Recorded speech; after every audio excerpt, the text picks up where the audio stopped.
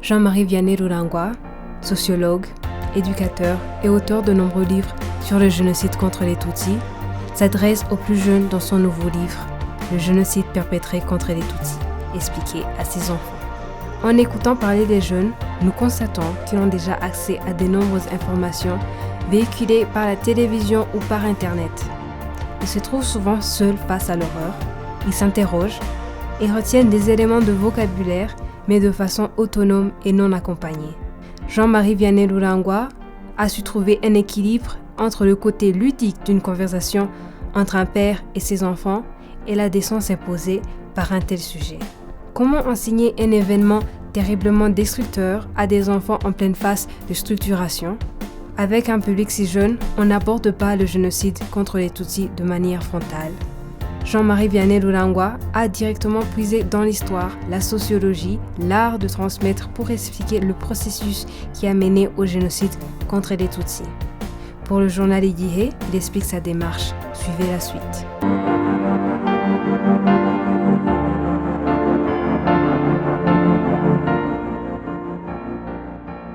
Il faut d'abord dire comment ce livre est né. Donc, j'étais au café littéraire d'avril 2019 lors de la conférence internationale sur le génocide.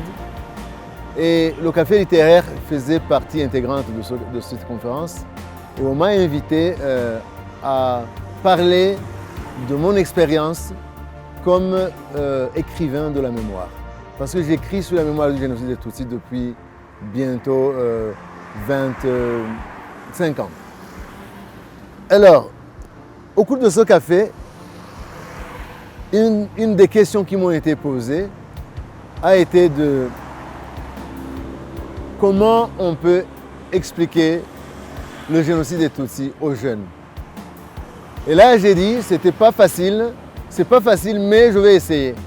Et quand je suis arrivé à Ottawa, évidemment, je me suis mis à l'œuvre et à la fin, après une année, donc, j'ai sorti ce livre, Le génocide des Tutsis expliqué à ses enfants, en version bilingue, en français et en anglais.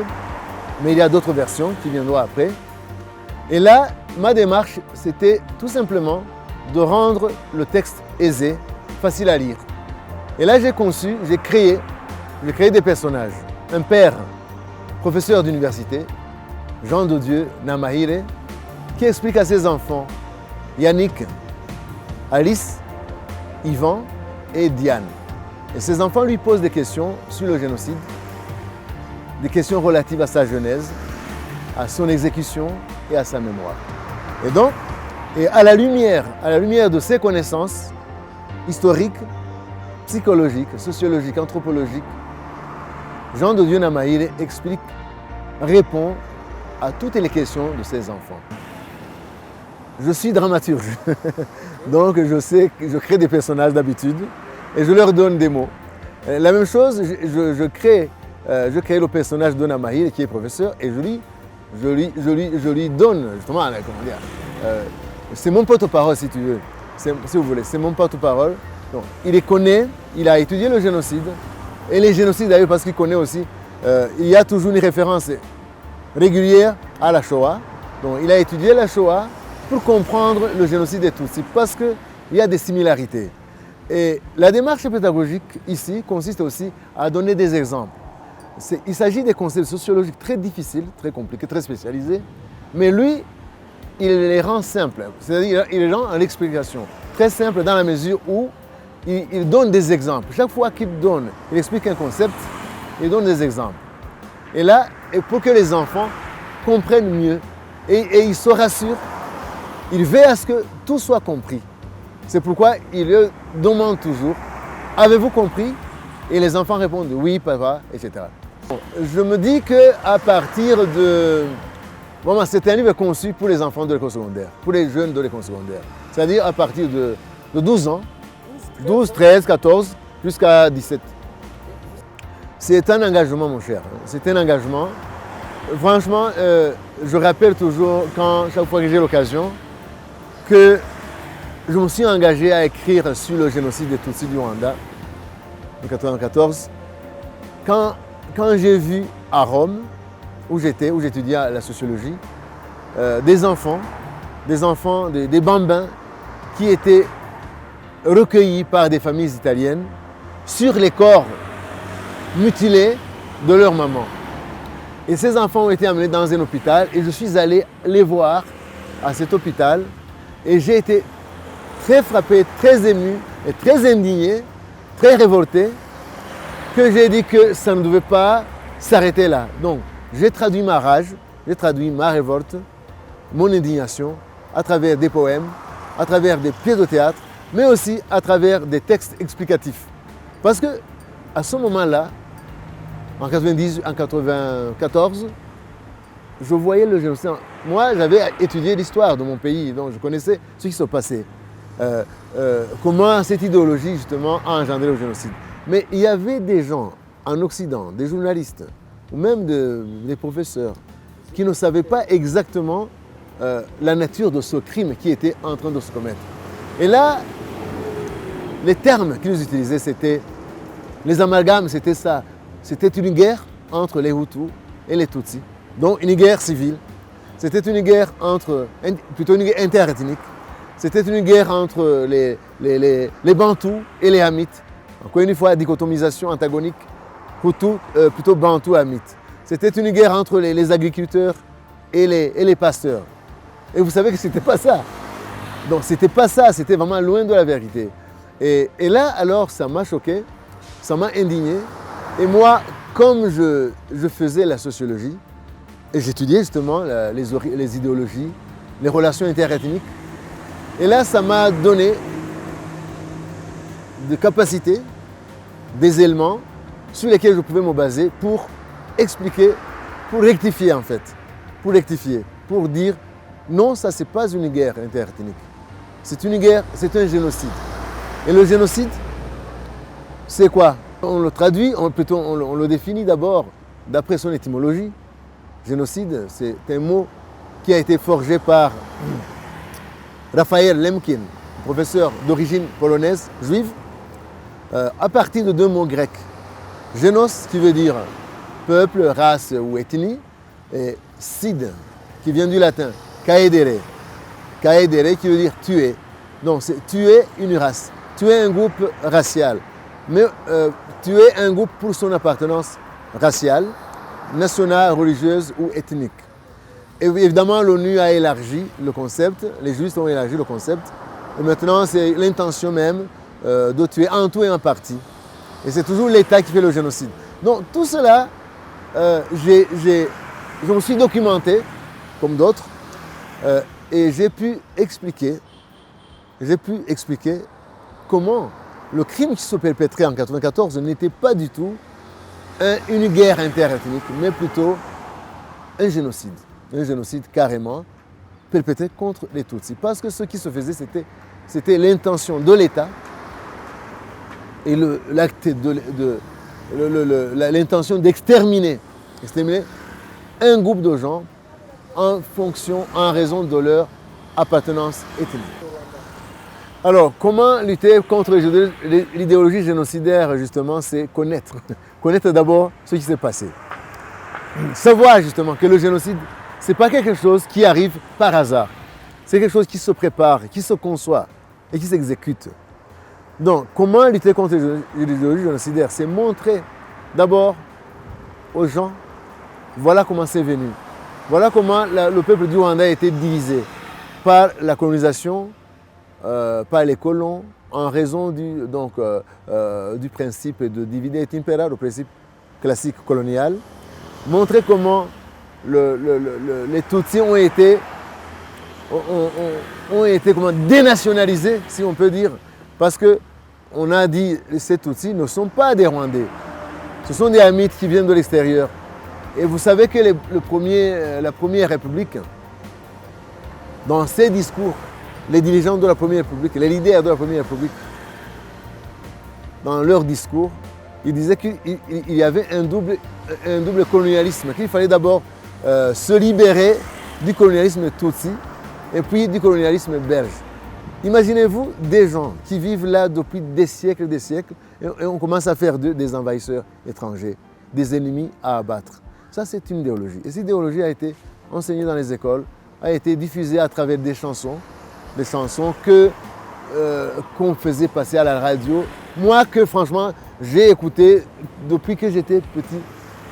Donc ces chansons-là qui faisaient en fait du Hutu l'unique propriétaire du Rwanda. Et là, c'était l'idéologie Parce que quand on tuait les Tutsis, on disait qu'il fallait les rapatrier chez eux, en Abyssinie.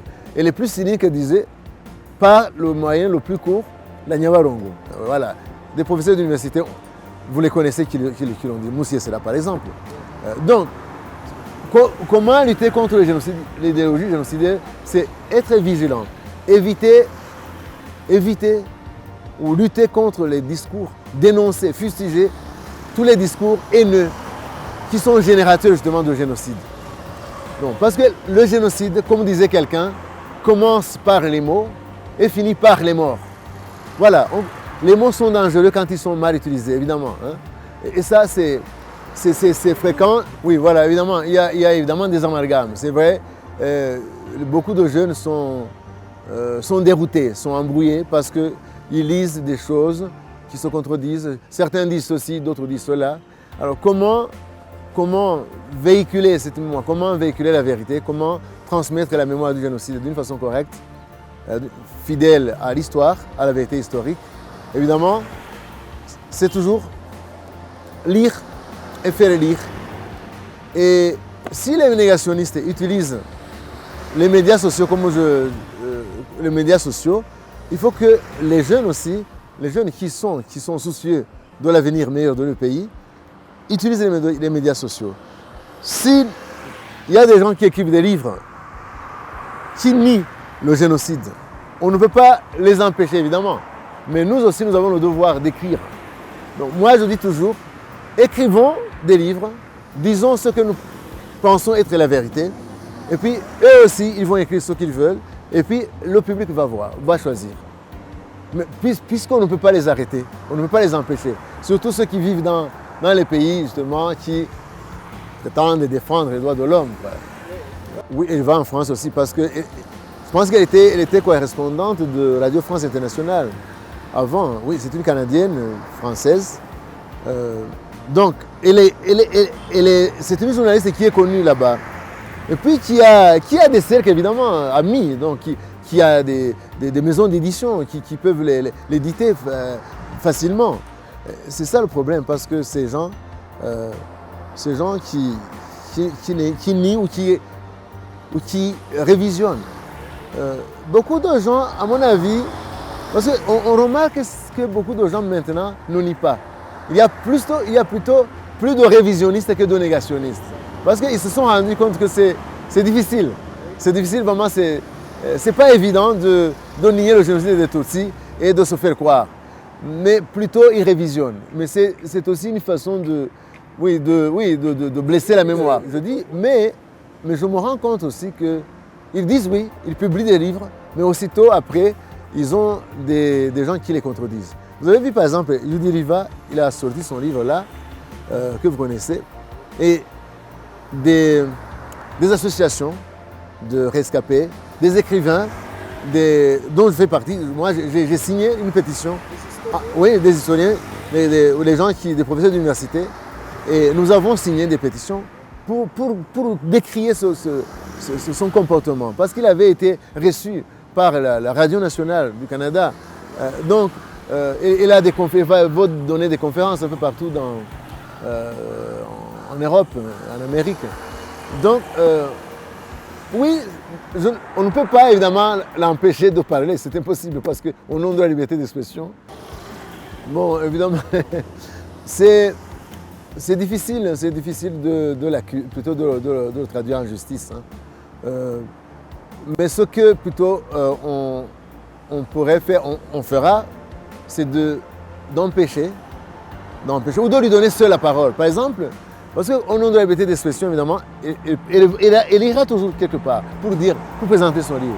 Mais qu'on fasse un débat contradictoire. Par exemple, qu'on invite d'autres gens qui écrivent, qui connaissent, et comme ça, le public va suivre le débat. Sinon, quand on laisse une négationniste, oui, une révisionniste, parler seul, les gens vont gober ce qu'elle a dit. Surtout quand il s'agit d'une d'une journaliste de grand renom comme Yudi Liva. Oui, donc à mon avis, la façon de remédier à cet état de choses, c'est de confronter ces thèses à celles des autres chercheurs. L'inviter à faire une table ronde et organiser un débat contradictoire. Et là, c'est peut-être la façon de... Moi, je trouve... Mais écoutez, elle est soutenue. Il y a des gens, justement, comme justement le disait le président, il y a des forces, je ne dirais même pas invisibles, parce que, pas tellement invisibles, parce que ce sont des universités qui l'invitent, ce sont des médias qui l'invitent. Donc, c'est difficile. On ne peut pas l'arrêter, ce que je disais. C'est, au nom de la liberté d'expression en Occident, c'est comme ça.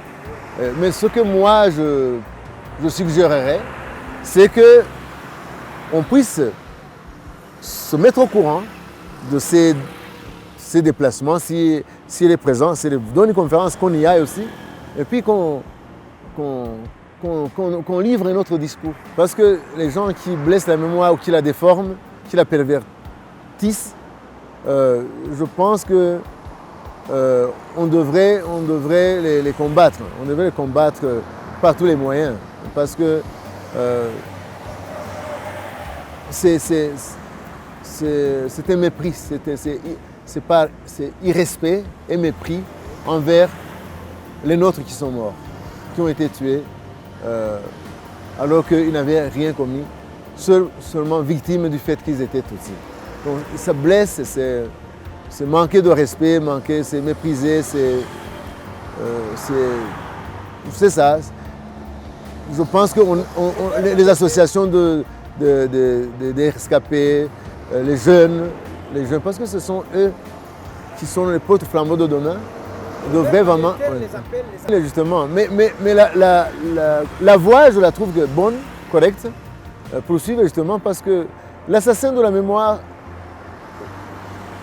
il n'y a pas vraiment beaucoup de différence entre l'assassin de la mémoire et l'assassin qui a tué les personnes physiques. Oui, exactement. La différence n'est pas énorme.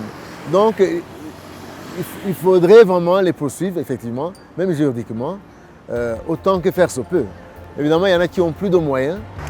Bon, je ne les ai pas... J'ai lu vraiment des extrêmes, je ne sais pas encore lu en entier. Mais ce que j'ai appris en lisant les médias, c'est que ça révèle de plus en plus la vérité qui a été longtemps cachée. Et ça révèle les responsabilités de ces États, de la France notamment, qui a aidé, qui a soutenu pendant longtemps le régime génocidaire. Donc ces rapports, à mon avis, c'est une grande contribution à la préservation de la mémoire du génocide. Donc je salue la publication de ces rapports et vous allez voir les effets que ça va produire, ça sera positif, ça sera des effets bénéfiques.